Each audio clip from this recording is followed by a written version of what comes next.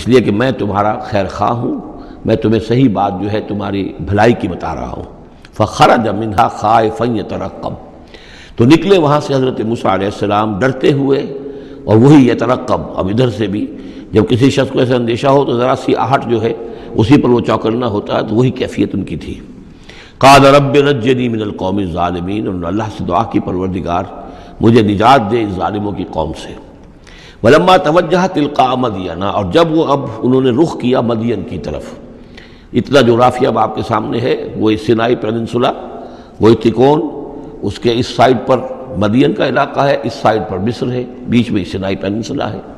اب یہاں سے یہ چلے ہیں تو پورا یہ جو ان کو اب سینائی کا علاقہ ہے، صحرائے سینا، یہ کراس کرنا ہے اور مدین جانا ہے۔ فلما توجہ تلقاء مدین، جب انہوں نے رخ کیا اپنا مدین کی جانب، قال،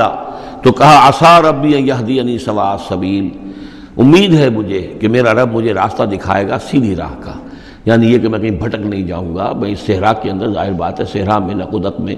کوئی آدمی غلط راستے پر پڑ جائے تو ویسے ہلاک ہو جائے گا۔ عسیٰ ربی، مجھے امید ہے کہ میرا رب مجھے راستہ بتائے گا اور صحیح راستے پر چلائے گا، سیدھی راہ پر۔ ولما ورد ماء مدین، اب کتنی دیر لگی ہوگی، کتنا وقت لگا ہوگا، جب مدین کے کنویں پر پہنچے۔ مدین کی آبادی ہے، اس کے باہر کنواں ہے، کنویں کے اوپر جو ہے رہٹ چل رہے ہیں، یا کنویں سے پانی کھینچ کر پلایا جا رہا ہے جانوروں کو، بھیڑوں بکریوں کو اور جانوروں کو۔ وجد علیہ امتن، پایا انہوں نے وہاں پر ایک قوم کو، ایک گروہ کو، من الناس یسقون، لوگوں میں سے ایک گروہ وہاں جمع تھا اس کنویں پر، پانی پلا رہے تھے۔ کسے پلا رہے تھے؟ اپنے اپنے جانوروں کو، بھیڑیں بکریاں تھیں سب کے پاس، وہ کھینچ کھینچ کر پانی جو ہے وہ کہیں ڈالتے تھے کہ جہاں سے پھر ان کی بھیڑیں بکریاں پانی پیتی تھیں۔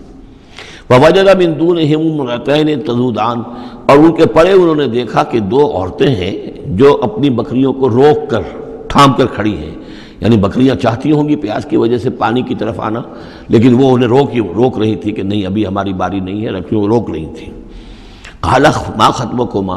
حضرت موسیٰ نے ان دونوں سے سوال کیا، یہ آپ لوگوں کا کیا معاملہ ہے، کیوں آپ کھڑی ہیں یہاں؟ قالتا لا نسقی حتی یصدر الرعاء، انہوں نے کہا کہ ہم نہیں اپنے اس گلے کو پانی پلا سکتی جب تک کہ یہ تمام چرواہے چلے نہ جائیں۔ یہ چرواہے جو ہیں پانی پلا کے جب چلے جاتے ہیں اپنے گلوں کو لے کر، پھر ہم جاتی ہیں اور جا کر اپنے ان بھیڑوں بکریوں کو پانی پلاتی ہیں۔ وہ ابونا شیخ کبیر، ہمارا والد جو ہے وہ بہت بوڑھے شخص ہیں، ضعیف ہیں، مطلب یہ کہ کوئی مرد، جوان مرد ہے نہیں، والد ہیں گھر میں تو وہ بوڑھے ہیں، یہ کام جو کہ مردوں کی کرنے کا تھا وہ ہمیں عورتوں کو کرنا پڑ رہا ہے۔ اب ظاہر بات ہے کہ ان چرواہوں سے کون جھگڑے، تو اس لیے کہ ہم اس میں جو ہے اپنی باری کے معاملے میں ہم نے یہی طے کیا ہوا کہ یہ سب پانی پلا کے چلے جائیں اپنے اپنے ریوڑ لے کر، تو پھر ہم پانی پلاتی ہیں۔ فسقا لہما، حضرت موسیٰ علیہ السلام تو تھے قوی ہیکل تھے، انہوں نے کہا نہیں، ان کی وہ غیرت جو ہے انہوں نے پانی پلایا، ادھر ادھر ہٹایا ان کو جو بھی چرواہے تھے، اور ان کو پانی کھینچ کر پلایا ان کی بھیڑوں بکریوں کو۔ ثم تولی الی الظل، اب وہ تو لے کر اپنی بھیڑوں بکریوں کو چلی گئی اپنے گھر، اور یہ پھر کسی سائے کی طرف انہوں نے رخ کیا، پھر مڑے ایک سائے کی طرف، کسی درخت کے سائے میں جا کر بیٹھ گئے، اور انہوں نے اب دعا مانگی۔ قال رب انی لما انزلت الی من خیر فقیر، یہ بڑی اہم دعا ہے، یاد کر لینی چاہیے۔ اے اللہ، جو خیر بھی تو میری جھولی میں ڈال دے میں اس کا محتاج ہوں۔ یہ انتہائی عاجزی کی دعا ہے۔ اب ایک شخص ہے، محل میں پلا بڑھا، وہاں سے نکل کے بھاگا ہے جان بچا کر، پورا سینائی پیننسولا کراس کیا ہے، کیا سختیاں جھیلی ہوں گی، اب یہاں پہنچے ہیں، کوئی جاننے والا نہیں، کوئی پہچان والا نہیں، ایک بالکل یوں سمجھیے کہ غربت کی حالت ہے۔ تو اب اس حالت میں ہوتا ہے کہ انسان، ایک تو فقیر وہ ہوتا ہے جو کہتا ہے ٹھسے کے ساتھ میں اتنے پیسے لوں گا، میں 5 روپے سے کم نہیں لوں گا۔ ایک غریب فقیر وہ ہوتا ہے، وہ کہتا ہے کہ مجھے جو بھی دے دیں، میں تو اس قدر محتاج ہوں۔ تو یہ گویا کہ انتہائی احتیاج کی کیفیت ہے۔ رب انی لما انزلت الی من خیر فقیر، پروردگار میں تو اب فقیر ہوں، جو خیر بھی تو میری جھولی میں ڈال دے، اس درجے میری حالت اب خستہ ہے۔ فجاءتہ احداہما تمشی علی استحیاء، تو اب ان دو عورتوں میں سے، دو لڑکیوں میں سے ایک آئی اس کے پاس چلتی ہوئی شرم کے ساتھ، لجاجت کے ساتھ اور شرم کے ساتھ۔ قالت ان ابی یدعوک، اس نے کہا کہ میرے والد آپ کو بلا رہے ہیں، لیجزیک اجر ما سقیت لنا، تاکہ آپ کو بدلہ دیں، اجر دیں آپ نے جو مشقت اٹھائی جھیلی، پانی کھینچا کنویں سے ہماری بھیڑوں بکریوں کے لیے، تو اجر ما سقیت لنا، ہمارے والد چاہتے ہیں کہ آپ کو کچھ اس کا اجر دیں۔ فلما جاءہ، جب وہ وہاں پہنچے اس کے پاس، وقص علیہ القصص، اور سارا قصہ انہیں سنایا، ساری بات سنائی، سارا بیان۔ قال لا تخف، انہوں نے کہا اب ڈرو نہیں، نجوت من القوم الظالمین، تم نجات پا چکے ہو اب ظالموں کی قوم سے، یعنی یہاں تک ان کی رسائی نہیں ہے، یہاں آرام سے رہو، کوئی تمہیں کھٹکا نہیں ہوگا، کوئی اندیشہ نہیں ہوگا۔ ان کے بارے میں اصل میں اختلاف ہے کہ بعض لوگ انہیں شعیب قرار دیتے ہیں،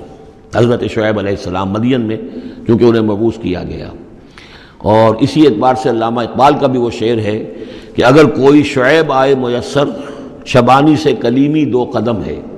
یعنی حضرت موسیٰ علیہ السلام چرواہے کی حیثیت سے حضرت شعیب کی خدمت میں رہے، 8 سال یا 10 سال ان کی خدمت گزاری کی، تو اس کے نتیجے میں ان میں وہ اوصاف پیدا ہو گئے، ان کی تربیت کے نتیجے میں، کہ وہ چرواہے سے بڑھ کر کلیم بن گئے، اللہ کے کلیم بن گئے۔ تو یہ تربیت حضرت شعیب کی ہے، لیکن یہ بات غلط ہے۔ اصل میں حضرت شعیب کا معاملہ ہم پڑھ چکے ہیں کہ وہ اللہ کے رسول تھے،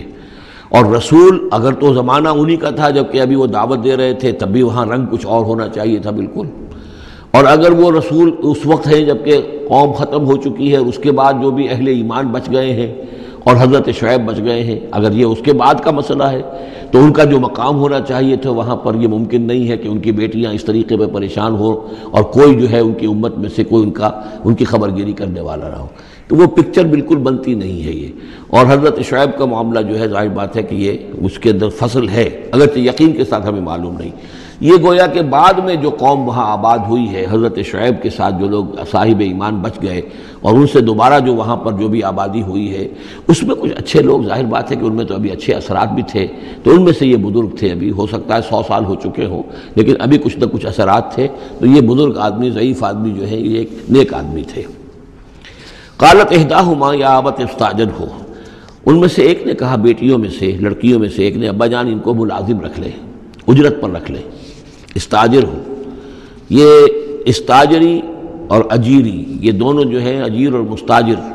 در حقیقت یہ آجر اور اجیر وہ ہے کہ جو اجرت کے اوپر کام کرتا ہو، اور مستاجر وہ ہے جو کسی کو اجرت پر کام کرنے کے لیے رکھے، استاجر۔ مستاجر اس سے اس میں فاعل بنے گا۔ ہمارے ہاں عام طور پر غلط العام میں اجیر اور آجر کو یوں کہتے ہیں کہ آجر تو وہ ہے کہ جو کسی کو اجرت کے پر رکھے، اور اجیر وہ ہے جو اجرت پر کام کرے، حالانکہ عربی میں ان دونوں کے معنی ایک ہی ہے، آجر اور اجیر، ایک اس میں فاعل ہے، ایک صفت مشبہ ہے، دونوں کا مفہوم ہے اجرت پر کام کرنے والا، اور جو اجرت پر کام لیتا ہے وہ مستاجر ہے۔ یا ابت استاجر ہو، ابا جان ان کو ملازم رکھ لیں، ان خیر من استاجرت القوی الامین، یقیناً بہترین آدمی جسے ملازم رکھا جائے وہی ہوتا ہے جو القوی ہو، طاقتور ہو۔ وہ دیکھ لیا تھا کہ حضرت موسیٰ علیہ السلام سے کوئی جو ہے وہ وہاں کے چرواہوں میں سے کسی نے الجھنے کی کوشش نہیں کی، وہ ڈر کے ادھر ادھر ہو گئے اور کسی نے جو ہے ان کو روکا نہیں، تو طاقت والے بھی ہیں اور امین ہیں۔ انہوں نے یہ مشاہدہ کر لیا تھا کہ کوئی بری نگاہ حضرت موسیٰ نے نہیں ڈالی ہوگی ان لڑکیوں پر، تو ظاہر بات ہے کہ اس معاملے میں تو عورت کا جو ہے احساس بہت بیدار ہوتا ہے کہ کسی مرد کی عورت کس قسم کی نگاہ جو ہے کس قسم کی ہے جو اس پر پڑ رہی ہے، تو اسے چونکہ ذاتی تجربہ ہو چکا تھا کہ ان کے اندر وہ امانت پوری موجود ہے، اور کسی درجے میں بھی نگاہ کی خیانت بھی ان میں نہیں ہے، تو جس شخص کی نگاہ میں خیانت نہیں ہے وہ اور کسی معاملے میں کیا خیانت کرے گا۔ کہ قالت احداہما یا ابت استاجر ہو ان خیر من استاجرت القوی الامین، ابا جان ان کو ملازم رکھ لیجئے، اس لیے کہ ملازمت کے لیے بہترین شخص وہی ہوتا ہے جو طاقتور بھی ہو، کام کر سکے خوب، اور یہ کہ امین ہو، اعتبار کی قابل ہو۔ قال انی ارید ان انکحک احدی ابنتی ہاتین، انہوں نے کہا وہ صاحب جو بزرگ ہیں شیخ مدین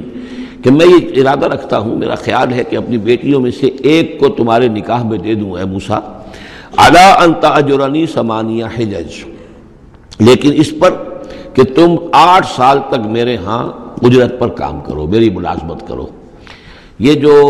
مہر کا معاملہ ہے یہ پھر پچھلے زمانے میں ایسا ہی ہوگا جیسے آج کل پٹھانوں میں بھی ہوتا ہی ہے ابھی، کہ وہ مہر جو ہے وہ والدین لے لیتے ہیں رقم جو ہے، گویا کہ وہ اس لڑکی کو جو پالا ہے پوسا ہے، تو یہ در حقیقت اس کا بدل ہے وہ جو لے رہے ہیں کہ ہم نے اس کو پالا پوسا، آپ تمہارے حوالے کر رہے ہیں تو ہمیں اس کی رقم دو، جبکہ اسلام میں آ کر اس کو بدل دیا گیا ہے، مہر جو ہے لڑکی کا حق ہے، وہ اس کے والدین کا حق نہیں ہے۔ البتہ اس وقت معلوم ہوتا ہے کہ رواج یہی تھا کہ چونکہ اپنی بیٹی نکاح میں دینے کے لیے تیار ہو رہے ہیں تو اس کے عوض اپنی ملازمت کروانا چاہتے ہیں کہ تم میری ملازمت کرو، میری خدمت کرو 8 برس تک، تو یہ گویا کہ بدل ہو جائے گا اس کا کہ میں اپنی ایک بیٹی کا نکاح تم سے کر دوں گا۔ فَإِنْ أَتْمَمْتَ عَشْرًا فَمِنْ عِنْدِكَ، اور اگر تم 10 سال کر دو تو یہ تمہاری طرف سے ہے، یہ گویا کہ تمہاری طرف سے ایک احسان ہوگا۔ 8 سال پورے کر دو، اس میں محنت کرو، یہاں مزدوری کرو، میرے بھیڑوں بکریوں کو چراؤ اور گھر کے کام کرو، تو پھر میں اپنی بیٹی تمہارے حوالے کر دوں گا، اس کا نکاح کر دوں گا تم سے۔ یا یہ کہ 10 سال کر دو تو یہ تمہاری طرف سے اضافی بات ہوگی۔